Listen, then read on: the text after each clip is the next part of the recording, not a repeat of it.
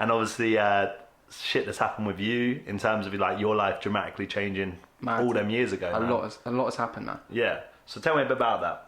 It's like, I feel like it's fucking... We talking about me being I feel like there's 21 questions right now. Me co-parenting? Is it Yeah, like, because for the people that don't know... Yeah. I'm saying I'll give the backstory, you'll probably be better equipped. But when I first met Brad, young lad, you know, fucking geezer, do you know what I mean? Fridge freezer, lemon squeezer. And yeah, we worked together. We had like a lot of nights out together, become good friends over time. And then, yeah, amongst all of this, obviously you found out you were going to be a dad. Yeah. So tell me, like, so how old were you when you found... I must have been about 22, man. So really young. I know it doesn't sound that young, but try tell me when you find that news out at 22. Yeah. You know what I mean? No, how that feels. It's a real young age. Obviously, when we met, I was still very much partying. Like, I used to go on a regular thing. Like, every year, I'd go to, like, a party destination, like whether it be Zante, Magaluf for the boys. Oi, oi. Shout out, Maga 2019. Oi, oi, no, what, Magaluf? 2019, what am I talking about? But yeah, you get my drift. And obviously it changes everything, man. But when I initially found out, to give people a bit of backstory, the reason why we wanted to touch on this as well is because I obviously told the boys, like, listen, we're doing a regular podcast now. People are like, what are you going to talk about? And I was like, well, I don't know, whatever kind of topics people are interested in. Life. And he's like, yeah, life. And then they were talking, it was like, what about when you became a dad? That's a good one. And I was like, what? Is that what the people want to hear? So here we are. But yeah, when I found out, I'd been with my girlfriend at the time, probably about 3 years. Yeah. It was kind of a young relationship, on and off. I won't go into it too much out of respect, but at the time when I found out, I got sabbatical off work. Obviously, at the time we were working together. Of course, yeah. I was going travelling for 6 months, man. Like Bali, because at the time my guy obviously just got back from Bali and was telling me all these stories. So saved up. I remember that. I remember that transition period where I think I come back and you were going, weren't it? Yeah, definitely. So you got me on it, and I was like, yeah, I'm going to go to Australia, Bali. Planned it out. I was shouting you like, where do I need to go? Blah blah blah. And I was going to go do it on my ones as well. And I was so gassed about it, and got the sign off from work. My guy was like, yeah, you can go, you can come back to work after, all right, it's all good with me. Obviously over the moon. And like the following day, I'm having a catch up. I think it was like TGI Fridays, having a couple of drinks with one of my girl mates. And then she's like, oh, how you been? Right, doing a kind of catch up. Oh yeah, I heard you and so broke up. And I was like, yeah, it's because I've got a sabbatical, I'm going traveling, whatever. She doesn't kind of want to be in that situation, which obviously I respected at the time. Then obviously bantering and whatever, I was like, she's unblocked my number. Why did she unblock my number for? As you do, she just popped up again on WhatsApp. Oh, her face is there. Maybe she wants to talk and whatever, come traveling, I don't know. And then what happens? The pregnancy test on a picture. In a picture, just ping, as it comes through. Obviously you open it and I'm like, mate, that's the man. Yeah. I didn't know that. That's how yeah. So that's how I found out. And straight away I was like I need a breather. Like, I'm going outside. I didn't even know how to initially take it, man. I was like freaking out. And then I called my boy up. I was like, listen, I'm at TGI Fridays. You need to come here now. Yeah, and he was like, what are you talking about? I was like, don't worry, just get here. And he was in the middle of something. So he's like, oh, come on. So he'd gone to his, and like, I'm trying to like calm down and think about it like normally and like think about it logically and what we're going to do and whatever. Because obviously at the time we weren't really talking. And then I was like, okay, I need to be an adult in this situation, meet up, talk with her and whatever, and kind of decide what we're going to do from there. Obviously, I was shitting myself. Yeah, and, like you would. Yeah, like, of course. You were 22 years old, man. Yeah. That's crazy. Obviously, I've gone from partying, like I said, and being a proper cheeky Nando's guy. Do you know what I mean? That's what other people would call me, but... Yeah. I used to hate that one. Cheeky Nando's guy. That used to be the insult, weren't it? To be fair, when I met you as well, yeah, we were talking about music, and obviously we got similar music taste and whatever. A bit diverse, and he goes, oh, what music do you listen to? Before I could even answer, but you listen to house, don't you? Yeah. Oh, you're fucking shuffling now, ain't you? You're fucking loving it. Yeah. But and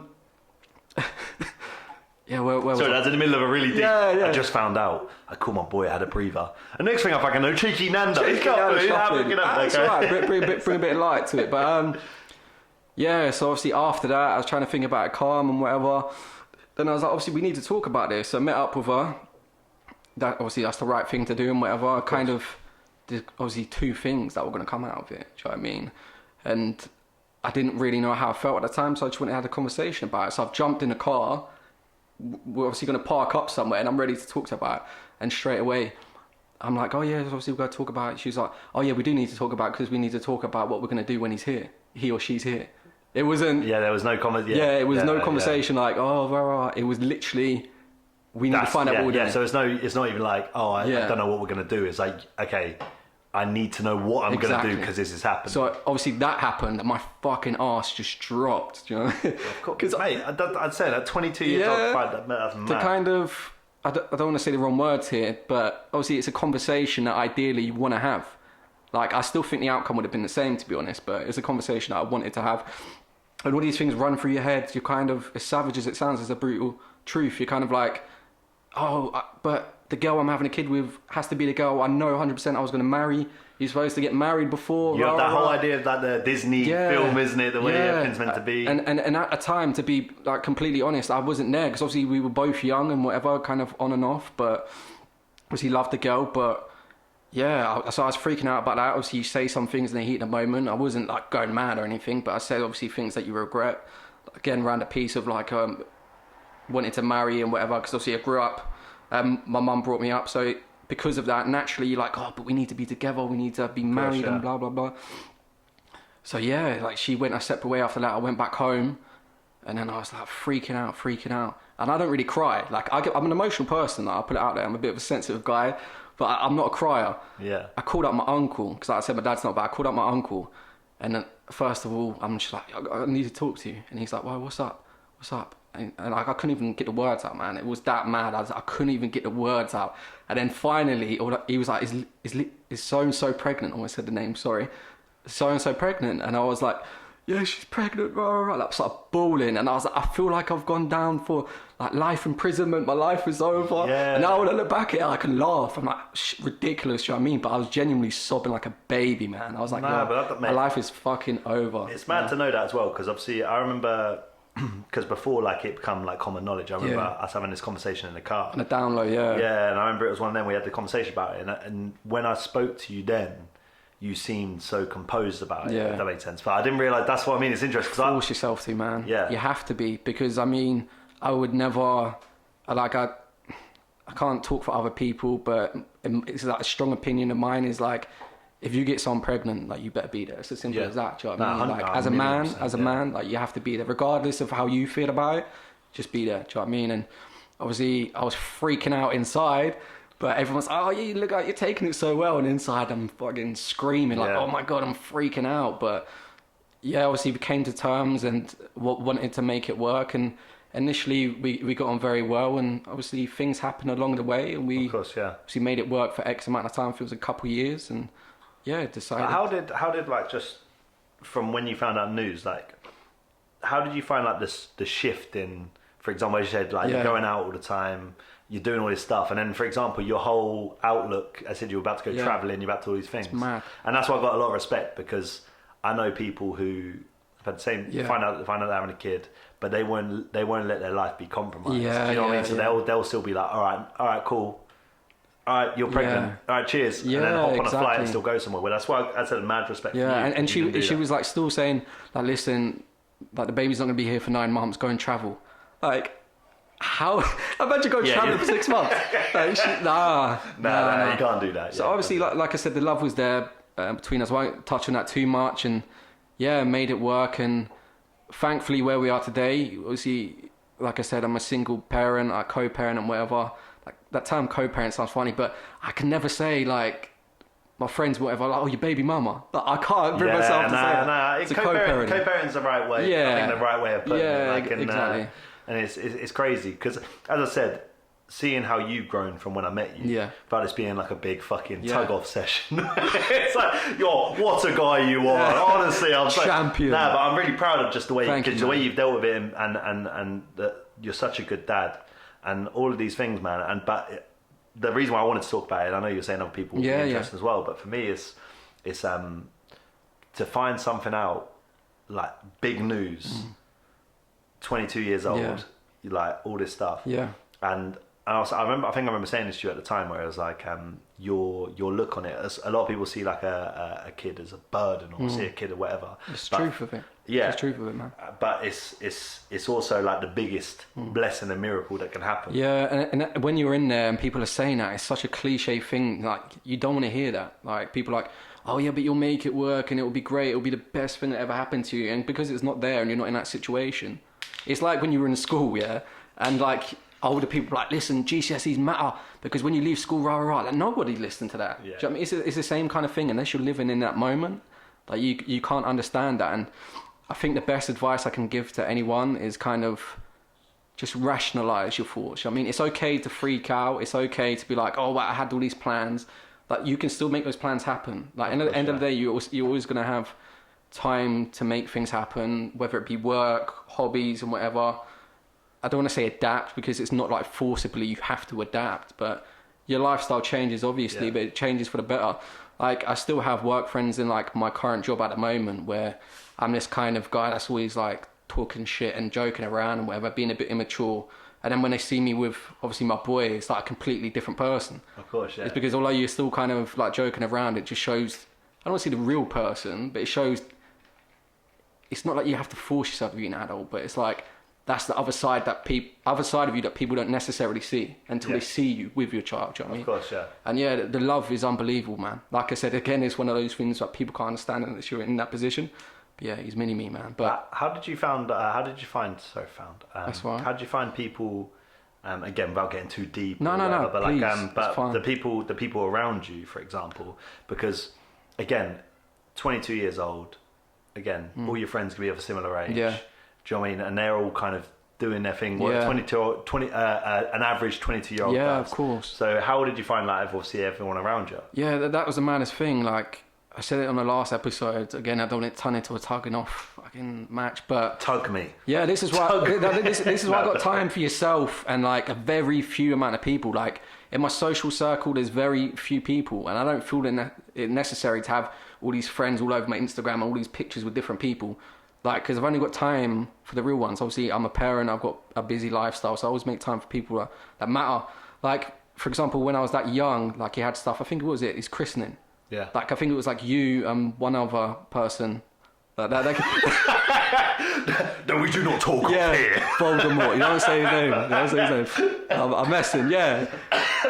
That's joking. You don't deserve to shout out. It cracked me up. Your eyes were like, and there was one other. Yeah, sorry, unintentionally. I'm joking. But yeah, so small things like that. At the time, obviously, we were boys. We were still, in my eyes, relatively close, you know what I mean? But stuff like that, man, it doesn't go unnoticed. I'm very old-fashioned, you know what I mean? And in times that matter, when you need a friend, obviously, you stepped up. And yeah, so initially, I was a bit upset because I was like, obviously, the guys that you'd go on these nights out with, and obviously chatting up girls and blah, blah, blah, and doing all these things and whatever, and partying in general, like, they kind of obviously fade out. Like, I've got friends that still haven't met my boy. He's like almost 3 years old. Do you know what I mean? Yeah, but I don't get like all butthurt about it. Do you know what I mean? It is what it is, and yeah, just know who to keep around you. Yeah, of course, yeah. Because I always think that's the hardest part is, like, I'm very lucky. I've got a big family. Yeah. And all my friends could disappear tomorrow, for example. Yeah. Which hopefully they don't, touch wood. Yeah. Some of them, you know, they do my fucking head in. Yeah, No, I'm joking. yeah. But I know if all my friends were to leave tomorrow, I've got a massive family, and I know that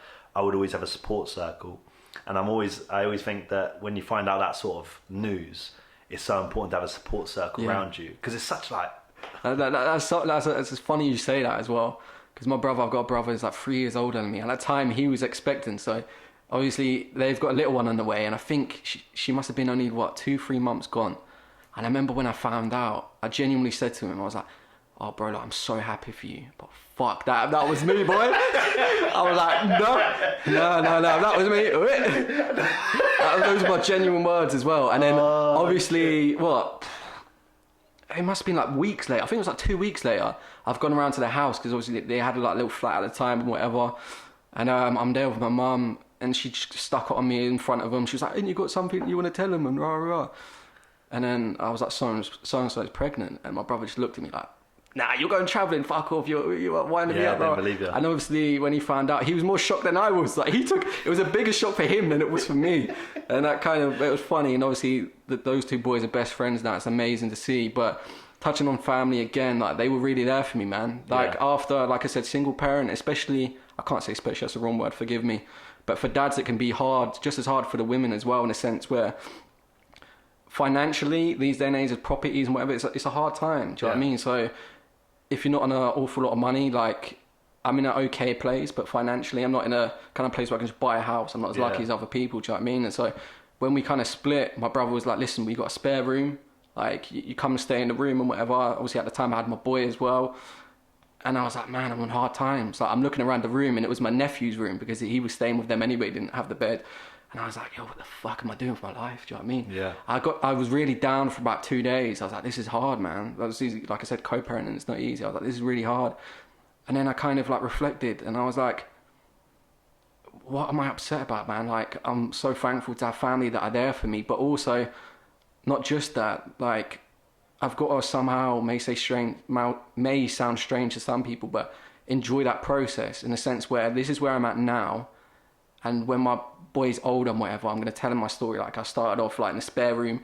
Now, by the way, I'm in a spare room at my mum's now. So I've upgraded slightly, like shout out to my brother for that, by the way. But again, like people are like, what, you and your little boy like share the same room? Like, it's not. So I'm not embarrassed of it, man, because it's a process. Like right now, I'm saving for the house and whatever, and best believe I'm going to get there in probably less than a year. I've already got my eyes on what I'm doing, and there's a clear sense of direction for me. So you need to have a sense of direction. You need that because that's what I had from day one. I had like no savings in my account, and I was like, fuck, like, what am I doing with my life? Like I said, at the time I'm driving, like a few times I had to take my son on the bus, and I was like, I feel like such a shit parent. Yeah. But you're not. It's okay, man. If you're in that situation, it's okay. Like, just have your sense of direction, have a focus, and just understand. Like, it's not. But do you know that whole thing? Because that thing you're talking about, and a lot of people will have that. It's an ego thing. It is. For example, you going, all right, starting from scratch almost, being like, all right, I'm going to get my money together, get my shit together, so long term I'm going to be better.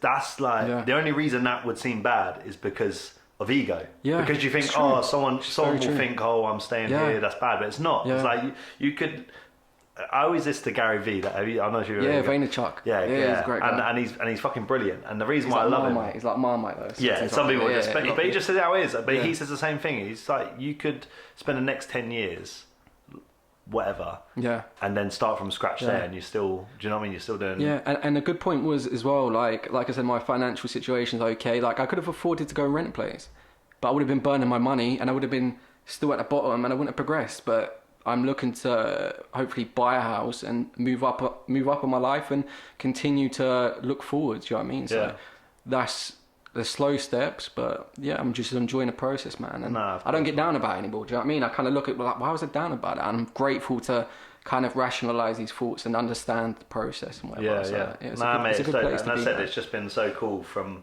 again, we were joking about before the podcast started, saying about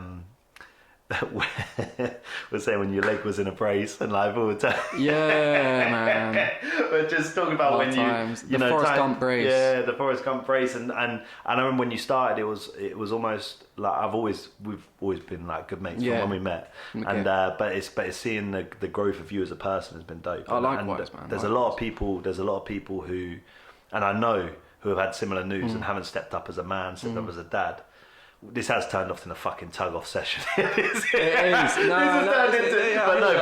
it is massively, and to make sure it's like obviously said, like just to see how good of a dad you are, the type of man you are, mate, it's dope. It's dope, and I hope like if anyone, I fuck knows, and no one's listening to this. Point. Anybody listening, nobody's listening. But if anyone is, and I won't like go on. I've had hardships, I've had a hard life, and whatever. Like this isn't about that.